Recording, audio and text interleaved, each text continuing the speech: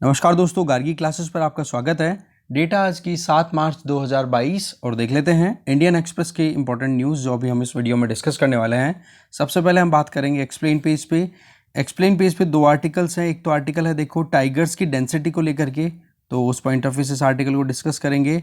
और दूसरा जो आर्टिकल है that is related to Belarus. देखो अभी रशिया और यूक्रेन में जो टेंशन्स है उसमें बेलारूस का जो रोल है वो कुछ ऐसा रहा है जिसमें रशिया को फुल सपोर्ट मिला है। तो ऐसे में बेलारूस को प्रीवियसली बहुत सारे सैंक्शंस की मार भी झेलनी पड़ी है। इसी वजह से, इसी बिहेवियर की वजह से वेस्टर्न कंट्रीज़ के द्वारा जो सैंक्शंस लगाए गए थे। तो इस पॉइंट ऑफ व्यू से इस आर्टिकल को हम देखेंगे। तो दो आर्टिकल्स हैं। ऊपर वाला है सुंदरबन में टाइगर्स की डेंसिटी का राइज होना और नीचे वाला है बेलारूस। दोनों को हम देखते हैं डिटेल में। तो फर्स्ट जो आर्टिकल है that is how many tigers are too many. मतलब ये कि किसी भी पर्टिकुलर टाइगर रिजर्व की हम बात करें, प्रोजेक्ट टाइगर के अंडर में जो टाइगर रिजर्व डिक्लेयर कर रखे हैं, उस पर्टिकुलर टाइगर रिजर्व में कितने नंबर्स ऑफ टाइगर होने चाहिए जिससे कि हम ये कह दें कि भाई ये इसकी यहाँ की एडिक्वेट कैपेसिटी है। इससे ज़्यादा अगर टाइगर्स के नंबर इंक्रीज होंगे तो कहीं ना कहीं मुश्किलें बढ़ जाएंगी। मुश्किलें का मतलब हो गया कि या तो मैन एनिमल कॉन्फ्लिक्ट होने लग जाएगा। क्यों? जब नंबर ऑफ टाइगर्स राइज होंगे तो इनकी एक टेरिटरी फिक्स होती है और वो अपनी टेरिटरी को छोड़ करके दूसरे एरियाज में जब जाना शुरू करेंगे तो वो एरिया क्या है, अगर रिजर्व एरिया है इसका मतलब तो क्या हो गया, प्रोटेक्टेड है, कोई इशू नहीं है। पर उस रिजर्व एरिया से बाहर अगर निकलेंगे जहां पर ह्यूमन एक्टिविटीज अलाउड है तो मैन एनिमल कॉन्फ्लिक्ट या फिर टाइगर्स की जो ह्यूमन के साथ जो भिड़ंत है वो होने लग जाएगी। तो ऐसे में यहाँ पर ये एक ग्राफ बताया हुआ है जिसमें बताया जा रहा है कि ये जो डार्क ब्राउन कलर है ना, डार्क ब्राउन, वो कलर तो शो करता है कि हाँ यहाँ पर adequate number of tigers available हैं। ठीक है। और फिर ये थोड़ा सा क्रीमिश हो रहा है। यहाँ पर यह है कि जितनी एक कैरिंग कैपेसिटी है पर्टिकुलर टाइगर रिजर्व की, उससे थोड़ा सा कम वहाँ पर टाइगर्स हैं। और ये जो रेड कलर जो शो कर रखा है वो ये शो करता है कि वहाँ पर अभी भी टाइगर्स के प्रोटेक्शन के लिए हमें और एफर्ट्स लगाने की ज़रूरत है। तो बेसिकली अभी सुंदरबन की ये स्टडी यहाँ पर रिलीज हुई है जिसमें आप जानते हो सुंदरबन डेल्टा, जहाँ पर ये रॉयल बंगाल टाइगर्स हैं वो मिलते हैं। और सुंदरबन जो डेल्टा एरिया है ये फैला हुआ है वेस्ट बंगाल और बांग्लादेश दोनों में। वेस्ट बंगाल इंडियन टेरिटरी और बांग्लादेश आप जानते हो, बांग्लादेश अलग हो गया। ठीक है। तो ऐसे में आप देख सकते हो कि ह्यूमन डेंसिटी कहाँ कहाँ पर ज़्यादा है और टाइगर डेंसिटी कहाँ कहाँ पर ज़्यादा है। तो ऐसे में जहाँ जहाँ पर भी ह्यूमन डेंसिटी ज़्यादा है तो टाइगर ह्यूमन की प्रेजेंस को अवॉइड करने की कोशिश करते हैं। और दूसरी तरफ टाइगर्स अगर ज़्यादा डेंसिटी में किसी एक एरिया में राइज हो जाएंगे तो उस केस में वहाँ पर उन टाइगर्स के बीच में कॉन्फ्लिक्ट हो जाता है, तो वैसे पॉपुलेशन सेटल होनी शुरू हो जाती है। तो इस पूरे इशू को समझने से पहले एक तो आपको ये बता दूं, प्रोजेक्ट टाइगर 1973 में स्टार्ट हुआ था जिसमें टारगेट ये था कि टाइगर्स की जो पॉपुलेशन है वो लगातार डिक्लाइन करने लग गई थी क्योंकि हंटिंग होती थी बहुत ज़्यादा। तो ऐसे में वाइल्ड लाइफ प्रोटेक्शन एक्ट जो आया था ना 1972, उसके बाद में ये प्रोजेक्ट टाइगर पर भी फोकस किया गया था कि हमें ये जो टॉप कार्निवोरस है फूड चेन का, उसे बचाने की ज़रूरत है। ठीक है, क्योंकि ये अपने आप में इकोलॉजी को मेंटेन करने में बहुत इंपॉर्टेंट रोल प्ले करता है। जैसे मान लो कि कोई आपने एरिया डिमार्केट कर दिया कि हाँ जी ये प्रोटेक्टेड एरिया है, इस एरिया में ह्यूमन इंटरवेंशन अलाउड नहीं है। अब उस एरिया में नंबर ऑफ टाइगर्स हैं वो धीरे धीरे राइज होंगे जैसे जैसे रिप्रोडक्शन होगा। अब आप देखो कि नंबर ऑफ टाइगर्स यहाँ पर कितना मतलब रह सकते हैं, वो डिपेंड करता है यहाँ एरिया कितना है और दूसरा कि यहाँ पर प्रेज कितना है। इसका मतलब कि जिन चीज़ों पर टाइगर अपने आप को फीड करते हैं, वो जो भी एनिमल्स हैं वो कितने अवेलेबल हैं। अगर उनके नंबर्स डिक्रीज हो गए इसका मतलब फूड की प्रॉब्लम आ गई तो भी टाइगर्स की पॉपुलेशन डिक्लाइन कर जाएगी। अगर यहाँ पर पॉपुलेशन ऑफ टाइगर लगातार राइज हो रही है और उन टाइगर्स के बीच में कॉन्फ्लिक्ट होने लग जाता है, क्योंकि सीधी सी बात क्या है, ये जो एनिमल्स होते हैं ना इनकी खुद की टेरिटरी होती है। तो उस केस में एक टाइगर दूसरे टाइगर के साथ कॉन्फ्लिक्ट करेगा तो वैसे में भी फिर उनकी पॉपुलेशन डिक्लाइन होने का ट्रेंड हो जाएगा, स्ट्रेस हो जाएगी वहां पे बहुत ज़्यादा। या फिर आप ये कह सकते हो अगर कोई एक्सटर्नली इंडिविजुअल आए और फिर वहां पर उनकी हंटिंग कर दे, तो ऐसे में अगर डिमार्केटेड एरिया का ज्योग्राफिकल एरिया हम अगर पॉपुलेशन राइज हो रही है टाइगर्स की तो उसको अगर इंक्रीज कर दें तो एक स्कोप बनता है कि कहीं ना कहीं हम टाइगर्स की पॉपुलेशन को और इंक्रीज कर सकते हैं। पर आपको पता है कि जैसे सुंदरबन का केस हमने देखा तो यहाँ पर ह्यूमन डेंसिटी अच्छी खासी है, तो अगर किसी पर्टिकुलर एरिया जिसको रिजर्व डिसाइड कर रखा है, डिक्लेयर कर रखा है कि जी ये तो पर्टिकुलर टाइगर्स के लिए है, यहाँ पर कोई लेन देन नहीं है इंसान का, तो वहां पर अगर पॉपुलेशन राइज होती है टाइगर्स की, तो उस केस में टाइगर्स जो है, दोनों दो टाइगर्स हैं वो कॉन्फ्लिक्ट में आएंगे। फिर जो दूसरे वाला टाइगर, मान लो कोई सा एक वीक है, वो ये टेंडेंसी रखेगा कि मेरे को कोई कहीं ना कहीं साइड में कोई दूसरी जगह मिले, तो वो उस रिजर्व या प्रोटेक्टेड एरिया से बाहर निकलने की कोशिश करेगा, और बाहर निकलेगा तो ह्यूमन सेटलमेंट में भी जा सकता है। आपने देखे ना कितनी न्यूज़ आती रहती है कि कहीं पे टाइगर जो है वो सेटलमेंट, ह्यूमन सेटलमेंट में घुस गया, कहीं लेपर्ड है वो घरों में घुसा हुआ मिलता है। तो वो क्या हो रहा है, हमने कहीं ना कहीं टाइगर्स और ये जो वाइल्ड लाइफ है इसके हैबिटाट को बहुत ज़्यादा हमने ख़त्म कर दिया है। तो इसी चीज़ को यहाँ पर हाईलाइट किया जा रहा है। तो इस आर्टिकल में मोटी जो चीज़ें बताई जा रही है, एक तो ये कि wild life institute of India के द्वारा अभी प्रिलिमिनरी डेटा रिलीज किया गया है कि सुंदरबन में जितनी कैरिंग कैपेसिटी है उससे ज़्यादा टाइगर्स हो चुके हैं।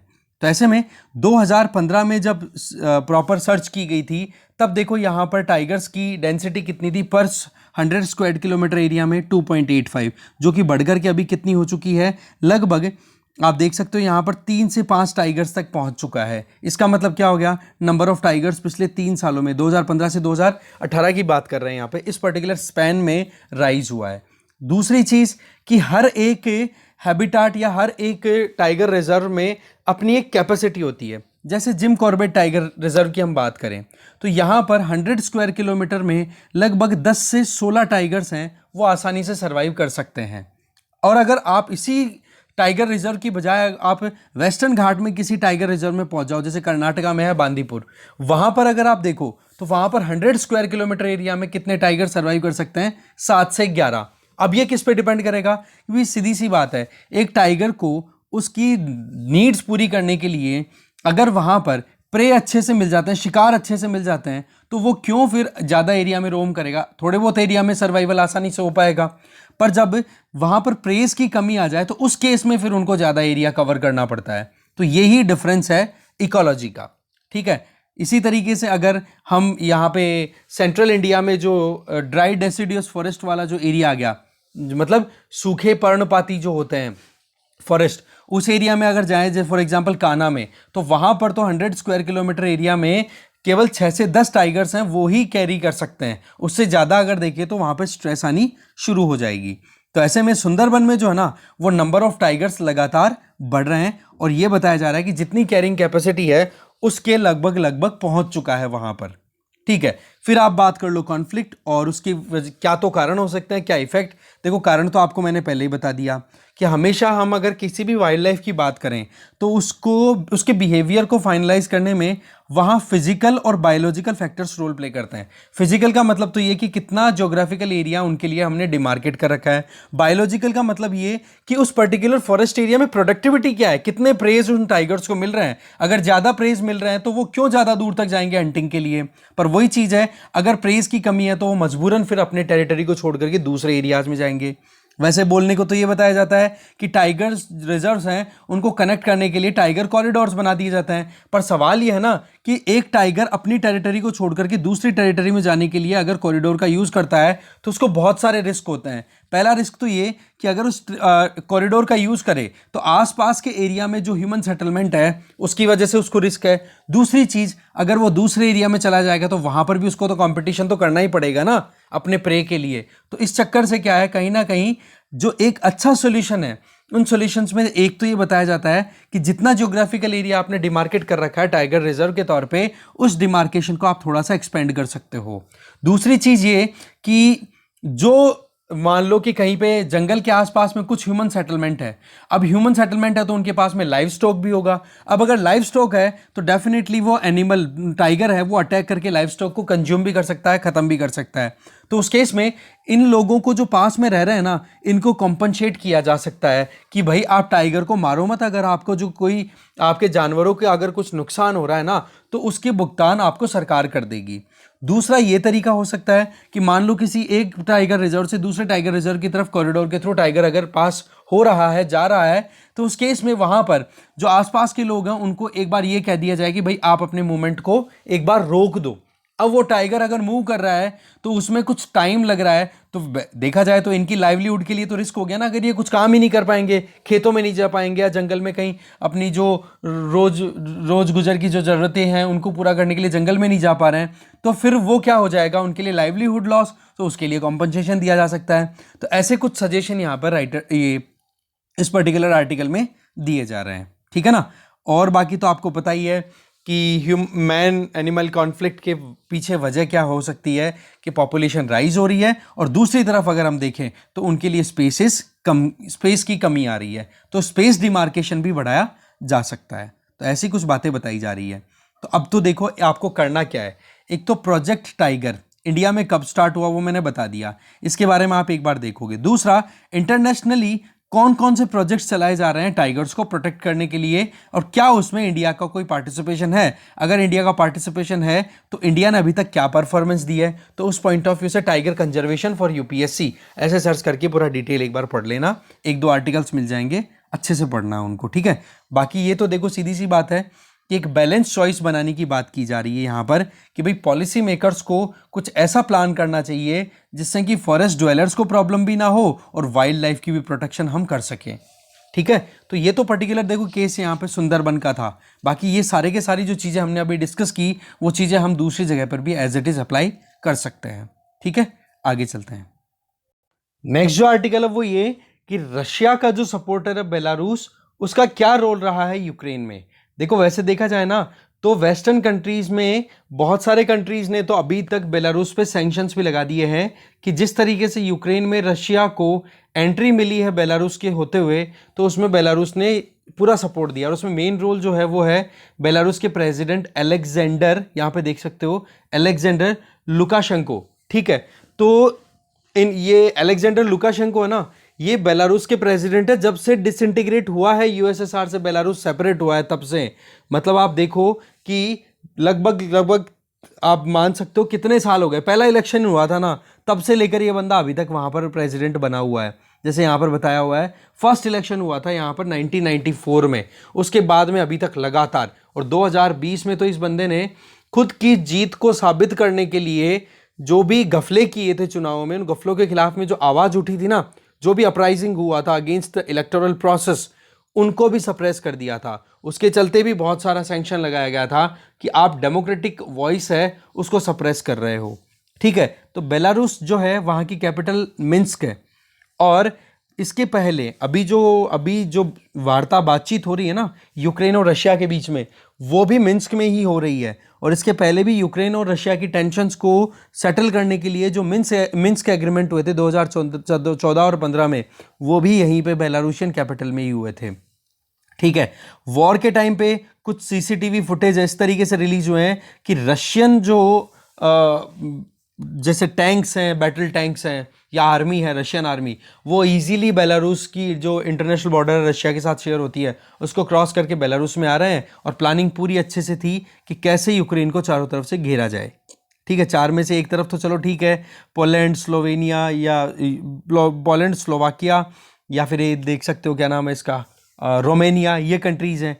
तो इस केस में वहाँ पर तो नहीं हो पाया, पर देखा जाए तो तीन तरफ से क्रीमिया, बेलारूस और ईस्ट में रशिया, इन तीनों तरफ से अच्छे से घेर करके और फिर बाद में एंट्री ली थी रशियन ट्रूप्स ने, ठीक है। इसके बाद में दोनों कंट्रीज़ के बीच में अगर बेलारूस और रशिया की बात करें तो इन दोनों के बीच में ट्रेड अच्छा खासा है, और बेलारूस जो है वो पेट्रोलियम प्रोडक्ट और पोटाश ये एक्सपोर्ट करता था और करता रहा है।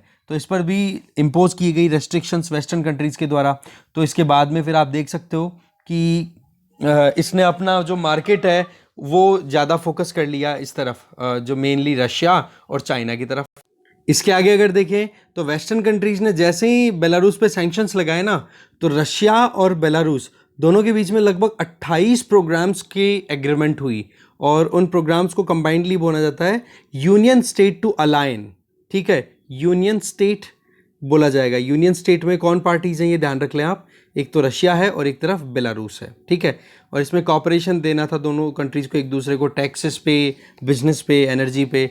यहाँ तक देखो कि रूस और बेलारूस दोनों का अगर ट्रेड देखा जाए ना, तो 2020 में IMF के अकॉर्डिंग बेलारूस ने एक्सपोर्ट किया है रशिया को $1300 मिलियन के गुड्स, और रशिया से इंपोर्ट किया है 16,500 मिलियन डॉलर्स का जो भी गुड थे वो। इसके अलावा चाइना के साथ में भी अच्छा खासा डील है बेलारूस की, 3700 मिलियन डॉलर के लगभग। तो पॉइंट क्या है, इन दो कंट्रीज़ के साथ में इंगेजमेंट अच्छी है, बाकियों के साथ में तो आपको पता ही है। इसके आगे अगर देखें तो रशिया अपनी तरफ से बहुत कंट्रीब्यूट करता है बेलारूस की इकोनॉमी में, ठीक है ना। आज अगर देखें तो रशिया ने सब्सिडीज़ भी दे रखी है, सब्सिडी देता है रशिया नेचुरल गैस और जो क्रूड ऑयल है उसकी सप्लाई में बेलारूस को सब्सिडी देता है, आप ये देखो। और पेट्रोनेस दे रखी है पूरी की पूरी, तभी तो रशिया जो चाहता है वो काम करने के लिए रेडी है बेलारूस। दूसरी तरफ अगर देखें तो लगभग 7.9 बिलियन डॉलर का कर्जा है बेलारूस पे रशिया की तरफ से, तो एक ये भी दबाव है बेलारूस पे। मतलब बेलारूस की जीडीपी का 12 से 13% कर्जा है, और वो कर्जा केवल और केवल रशिया का है, बाकी देश तो अलग है। तो ये है सिचुएशन बेलारूस की, ठीक है। और लोकेशन हमने पहले बहुत अच्छे से देख रखी है, तो ज़्यादा हम दिमाग नहीं लगाएंगे इसमें। अगर देखें बेलारूस जो है ना वो रशिया और नेटो मेंबर्स के बीच में एक बफर का काम भी करता है, और वही चीज़ यूक्रेन की तरफ से रोल चाहता है रशिया, ठीक है ना। तो ऐसे में आप देख सकते हो एक तरफ रशिया, फिर उसके बाद में इधर बेलारूस आ गया, और बेलारूस से जो बॉर्डर शेयर होती है इधर तो लिथुआनिया की हो जाती है, फिर पोलैंड की, और एक लाटविया की भी हो जाती है।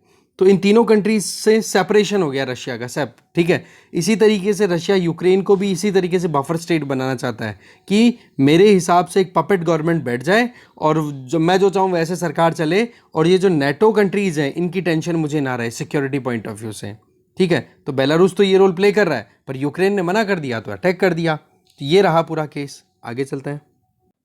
फिर फ्रंट पेज पे अगर हम नज़र डालें तो इतनी कोई इंपॉर्टेंट न्यूज़ है नहीं, ठीक है। आगे चलते हैं। ये वाला आप देख सकते हो, ये जो न्यूज़ है मलयालम एक्ट्रेस, ठीक है, भावना, उनके साथ में जो सेक्सुअल हरासमेंट हुआ था उसको लेकर के उन्होंने पहले भी आवाज़ उठाई थी। इससे संबंधित हमने एडिटोरियल भी पहले डिस्कस किया था। तो कल बेसिकली एक मीटिंग ऑर्गेनाइज करवाई गई थी, वर्चुअल मीटिंग, ठीक है, बरखा दत्त जो हैं उनके द्वारा, ठीक है। अपनी खुद की मोजो करके कोई एप्लीकेशन है उस पर। तो ऐसे में बता रही थी कि उस तरीके से बहुत दुखद है कि अभी तक भी मुझे जस्टिस नहीं मिल रहा है, कैसा माहौल बना हुआ है, वो सारी चीज़ें। इस पर ओपिनियन ज़्यादा इंपॉर्टेंट। देखो फिल्म इंडस्ट्री जो है ना, वहाँ पर इस तरीके के केसेस बहुत आते रहते हैं, उनमें से एक ये केस भी है, ठीक है। तो कहते हैं ना कि sexual harassment at work place, ठीक है ना, उसके अंडर में ये प्रोविज़न है। अभी एलिगेशंस ही हैं। मलयालम एक एक्टर है दिलीप, उनके खिलाफ़ में बातचीत है, पर अभी तक उनके खिलाफ़ में कोई कानूनी कार्रवाई हुई नहीं है जहाँ तक अभी मुझे ध्यान है। बाकी देखते हैं इस पर कोई ओपिनियन या एक्सप्लेन पेज पे कुछ आएगा तो तब देखते हैं अपन इसको डिटेल में। आगे चलते हैं अभी।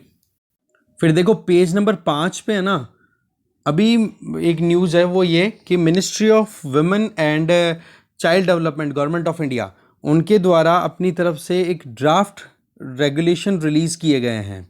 और ये ड्राफ्ट रेगुलेशन जो हैं वो बेसिकली कंज्यूमर प्रोटेक्शन एक्ट 2019 के अंडर रिलीज़ किए गए हैं। और इसमें जो मेन जो टारगेट रखा गया है ना वो ये कि जो चाइल्ड राइट्स होते हैं, मतलब चाइल्ड राइट तो क्या है यहाँ पर बेसिकली कि मिसलीडिंग एडवर्टीजमेंट जो भी दिखाए जाते हैं टीवी पे या फिर कहीं पर भी, तो उनको रोका जाए। तो इसमें मेन टारगेट जो है वो ये कि कंज्यूमर के राइट्स को प्रोटेक्ट करने के लिए ऑलरेडी हमारे यहाँ पर कंज्यूमर प्रोटेक्शन एक्ट ऑफ 1986 था, जिसको फिर बाद में अमेंड कर दिया गया। तो अभी क्या है, जो प्रोविज़न किए गए पहले वो देखते हैं, फिर बाद में पेनल्टीज़ हैं उनके बारे में देखेंगे।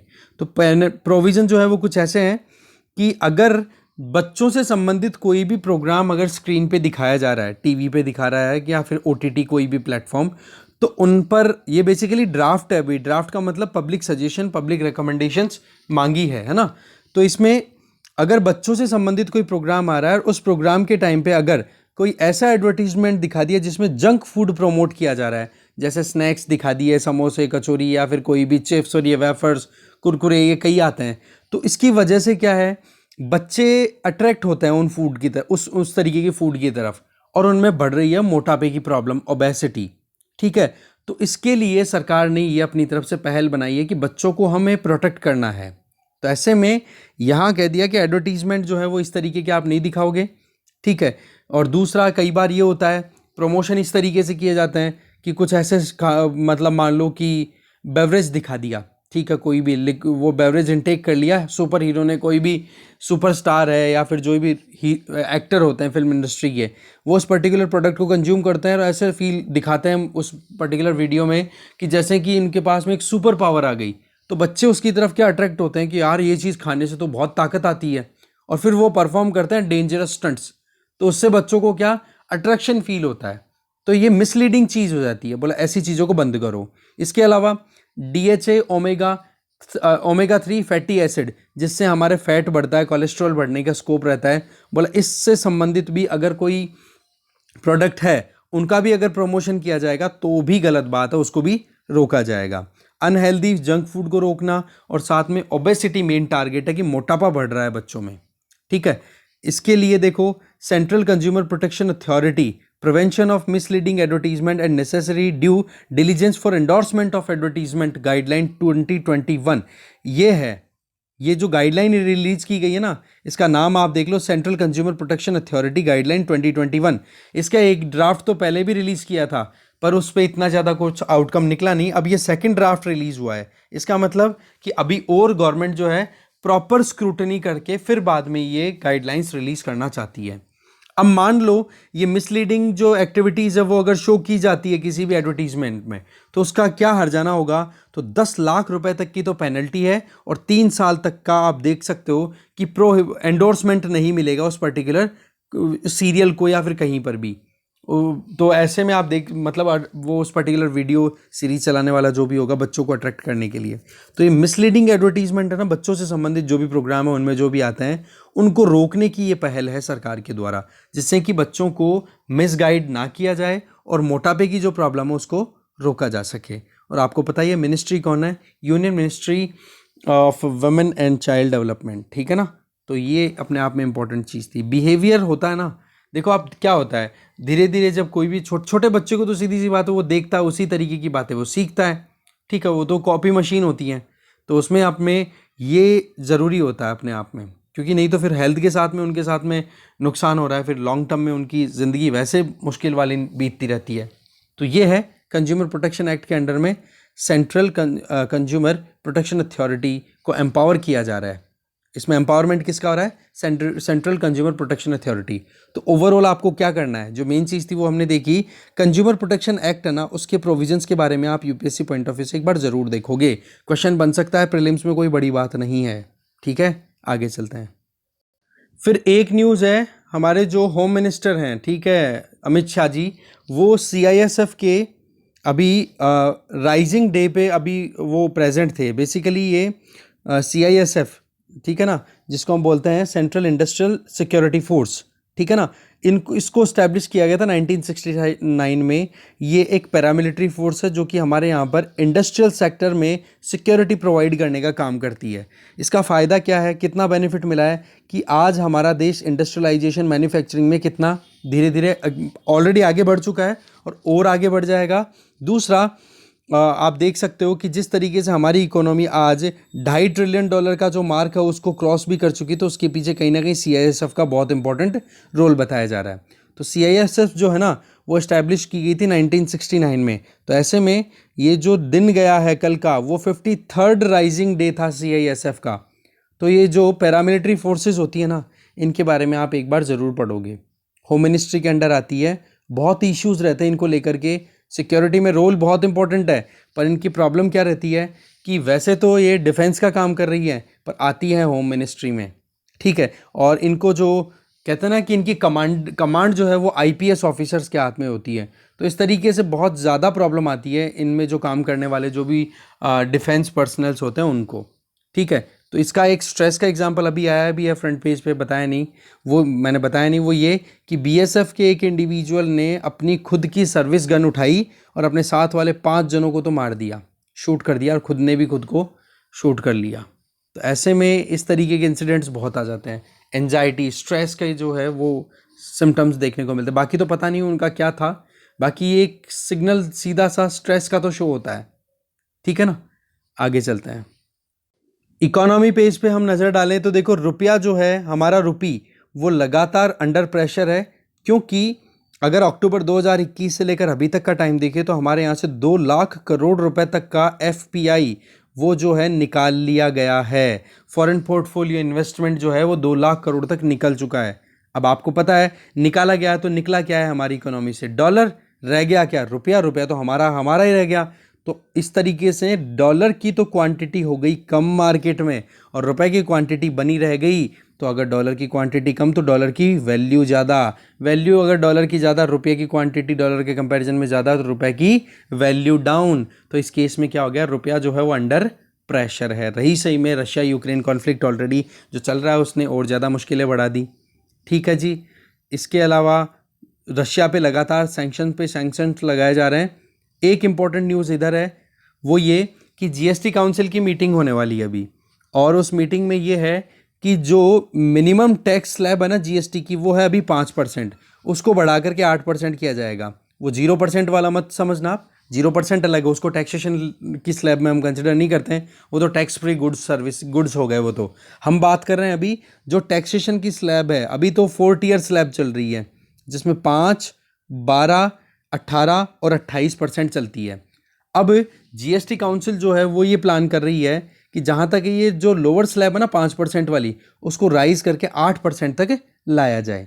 ठीक है। इससे क्या होगा कि एक तो क्या होगा, लगभग 1.5 लाख करोड़ रुपए का एडिशनल रेवेन्यू कलेक्ट हो पाएगा। दूसरा, जिस तरीके से स्टेट्स को जो कॉम्पनसेशन स्कीम के अंडर में सेंट्रल गवर्नमेंट के द्वारा फंडिंग दी जाती है, अब उसका भी टेन्योर कंप्लीट होने वाला है, तो स्टेट्स को भी कुछ शेयर बढ़ करके मिल पाएगा।